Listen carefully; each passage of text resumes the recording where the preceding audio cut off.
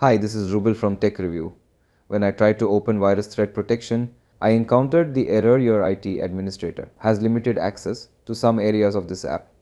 After testing several solutions without successes, I found one that works and I'm going to share it with you to resolve this issue. Open this PC and navigate to C Drive, Windows System 32,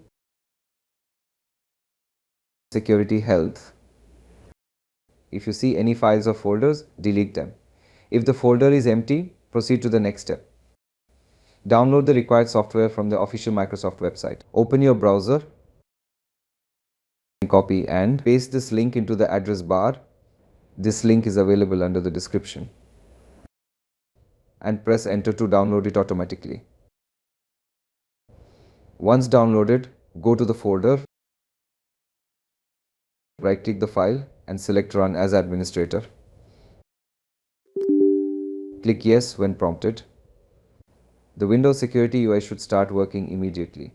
If not, restart your computer and allow a few minutes for initialization. After rebooting, the issue should be resolved. Thanks for watching this video. Hope you like this.